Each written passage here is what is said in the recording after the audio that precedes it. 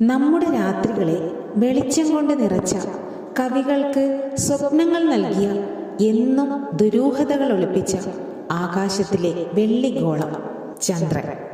മനുഷ്യരാശിയുടെ ചരിത്രാരംഭം മുതൽ ചന്ദ്രൻ നമ്മോടൊപ്പം ഉണ്ടായിരുന്നു. പ്രപഞ്ചത്തിന്റെ നിഗൂഢതകളിലേക്കുള്ള നമ്മുടെ ആദ്യത്തെ കവാടം. ഒരുപക്ഷെ നമ്മുടെ പൂർവികർക്ക് അത് ദൈവങ്ങളുടെ വാസസ്ഥലമായിരുന്നിരിക്കാം. കാലം മാറി, ശാസ്ത്രം വളർന്നു. എന്നാൽ ആ ജിജ്ഞാസ മാത്രം മാഞ്ഞില്ല. അങ്ങ് ദൂരെ ആകാശത്ത് മിന്നിത്തിളങ്ങുന്ന ആ ഗോളത്തിൽ കാലുകുത്താൻ, അതിന്റെ രഹസ്യങ്ങൾ തേടാൻ മനുഷ്യൻ എന്നും സ്വപ്നം കണ്ടു. നൂറ്റാണ്ടുകളോളം ഒരു വിദൂര സ്വപ്നമായിരുന്ന ആ യാത്ര ഒരു ദിവസം യാഥാർത്ഥ്യമായി. 1969 ജൂലൈ 20. ചരിത്രം കുറിച്ച ആ ദിനം നമ്മൾ ചാന്ദ്രദിനമായി ആചരിക്കുന്നു. ലോകത്തിന്റെ പല ഭാഗങ്ങളിലും ജൂലൈ 20 ചാന്ദ്രദിനം ആചരിക്കുന്നത്. യുണൈറ്റഡ് നേഷൻസ് ഇത് ഔദ്യോഗികമായി പ്രഖ്യാപിച്ചതും ജൂലൈ 20. എന്നാൽ കേരളം ഉൾപ്പെടെയുള്ള ചിലയിടങ്ങളിൽ ജൂലൈ 21 ഈ ദിനം ആഘോഷിക്കാറ്. ഇതിനു പിന്നിൽ ഒരു കാരണമുണ്ട്. അപ്പോളോ 11 ദൗത്യം ചന്ദ്രനിൽ ഇറങ്ങിയത് അമേരിക്കൻ സമയമനുസരിച്ച് 1969 ജൂലൈ 20. എന്നാൽ നീൽ ആംസ്ട്രോങ് ചന്ദ്രോപരിതലത്തിൽ കാലുകുത്തിയ സമയം, അതായത് ലോകം മുഴുവൻ ആകാംക്ഷയോടെ കാത്തിരുന്ന ആ ചരിത്ര നിമിഷം, ഗ്രീൻവിച്ച് സമയം അനുസരിച്ച് ജൂലൈ 21 പുലർച്ചെ 2:56 ആയിരുന്നു. ഈ സമയ വ്യത്യാസം കാരണമാണ് കേരളത്തിൽ ജൂലൈ 21 ചാന്ദ്രദിനം ആചരിക്കുന്നത്. മനുഷ്യന്റെ നിശ്ചയദാർഢ്യത്തിന്റെയും അസാധാരണമായ നേട്ടങ്ങളുടെയും ഓർമ്മപ്പെടുത്തലാണത്. ആയിരക്കണക്കിന് വർഷങ്ങളായി ചന്ദ്രൻ ഭൂമിയുടെ കൂട്ടുകാരനാണ്. അതിൻ്റെ ഓരോ വൃദ്ധിക്ഷയങ്ങളും വേലിയേറ്റങ്ങളെയും വേലിയിറക്കങ്ങളെയും സ്വാധീനിക്കുന്നു. രാത്രികളിൽ നമുക്ക് വഴികാട്ടുന്നു. ഒപ്പം മനുഷ്യന്റെ ഭാവനയ്ക്ക് എന്നും ഇന്ധനം പകർന്നു. പുരാതന സംസ്കാരങ്ങളിൽ ചന്ദ്രനെ ദൈവമായും ദേവതയായും ആരാധിച്ചു. ചന്ദ്രനെക്കുറിച്ചുള്ള കെട്ടുകഥകളും ഐതിഹ്യങ്ങളും ലോകമെമ്പാടുമുള്ള സംസ്കാരങ്ങളുടെ ഭാഗമായിരുന്നു. ശാസ്ത്രത്തിന്റെ വളർച്ചയോടെ ചന്ദ്രൻ ഒരു ആരാധനാമൂർത്തി എന്നതിൽ നിന്ന് പഠനവിധേയമാക്കേണ്ട ഒരു ആകാശഗോളമായി മാറി. ഗലീലിയോ ഗലീലി തന്റെ ലളിതമായ ദൂരദർശിനിയിലൂടെ ചന്ദ്രനിലെ പർവ്വതങ്ങളെയും ഗർത്തങ്ങളെയും നിരീക്ഷിച്ചത് ഈ പഠനങ്ങൾക്ക് തുടക്കമിട്ടു. പിന്നീട് വന്ന ദൂരദർശിനികൾ കൂടുതൽ വിവരങ്ങൾ നൽകി. എങ്കിലും ചന്ദ്രൻ എന്നും ഒരു വിദൂര സ്വപ്നമായി തുടർന്നു. കയ്യെത്താത്ത ദൂരത്ത് നമ്മെ നോക്കി പുഞ്ചിരിക്കുന്ന ഒരു നിഗൂഢത. 20-ാം നൂറ്റാണ്ടിന്റെ മധ്യത്തോടെയാണ് ആ സ്വപ്നത്തിന് ചിറകുവന്നത്. രണ്ടാം ലോക മഹായുദ്ധത്തിനു ശേഷം ലോകം 2 ശക്തി കേന്ദ്രങ്ങളായി മാറി: അമേരിക്കയും സോവിയറ്റ് യൂണിയനും. ഈ ശീതയുദ്ധകാലത്ത് സാങ്കേതിക വിദ്യയിലും സൈനിക ശക്തിയിലും തങ്ങളുടെ മേധാവിത്വം തെളിയിക്കാൻ ഇരു രാജ്യങ്ങളും തമ്മിൽ ഒരു പുതിയ യുദ്ധം ആരംഭിച്ചു: ബഹിരാകാശ യുദ്ധം. 1957 ഒക്ടോബർ 4 സോവിയറ്റ് യൂണിയൻ ലോകത്തെ ഞെട്ടിച്ചുകൊണ്ട് ആദ്യത്തെ കൃത്രിമ ഉപഗ്രഹമായ സ്പുട്നിക്കിനെ ബഹിരാകാശത്തെത്തിച്ചു. അത് അമേരിക്കയ്ക്ക് വലിയൊരു വെല്ലുവിളിയായിരുന്നു. ഏതാനും മാസങ്ങൾക്കകം അമേരിക്കയും സ്വന്തം ഉപഗ്രഹങ്ങൾ വിക്ഷേപിച്ചു തുടങ്ങിയെങ്കിലും സോവിയറ്റ് യൂണിയൻ വീണ്ടും മുന്നേറി. 1961 ഏപ്രിൽ 12 യൂറി ഗഗാറിൻ ബഹിരാകാശത്തെത്തിയ ആദ്യത്തെ മനുഷ്യനായി. ഈ നേട്ടങ്ങൾ അമേരിക്കയെ കൂടുതൽ സമ്മർദ്ദത്തിലാക്കി.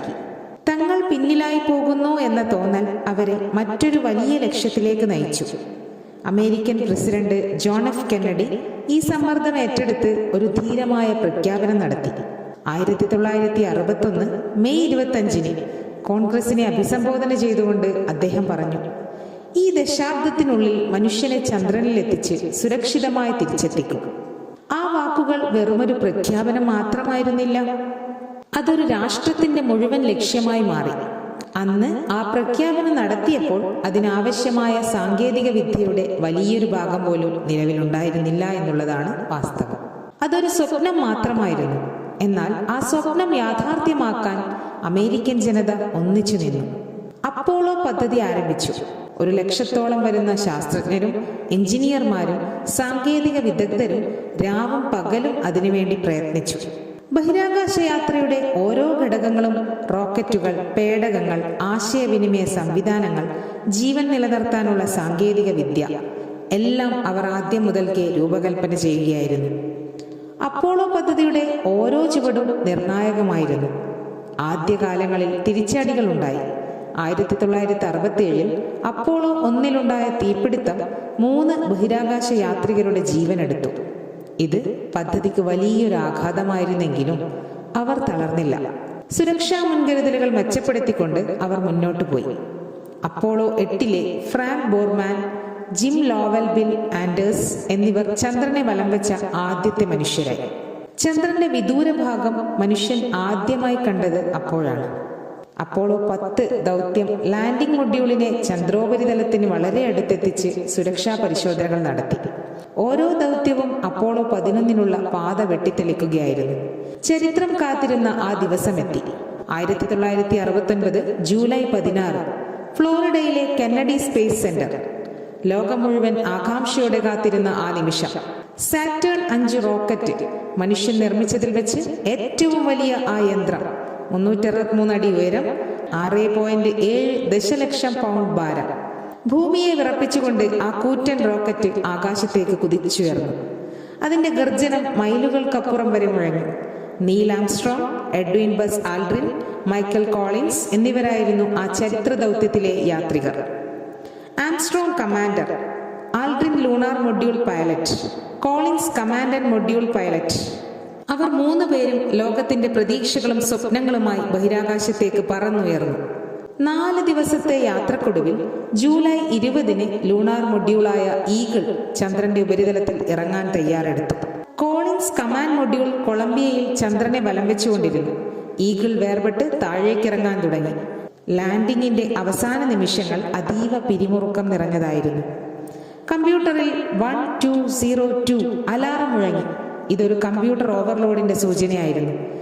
ഹ്യൂസ്റ്റണിലെ മിഷൻ കൺട്രോളിലെ ശാസ്ത്രജ്ഞർക്ക് പെട്ടെന്ന് തീരുമാനമെടുക്കേണ്ടി വന്നു. അവർ ലാൻഡിംഗ് തുടരാൻ അനുവാദം നൽകി. ആംസ്ട്രോങ് ലാൻഡിംഗ് സ്ഥലം കണ്ട് അമ്പരന്നു.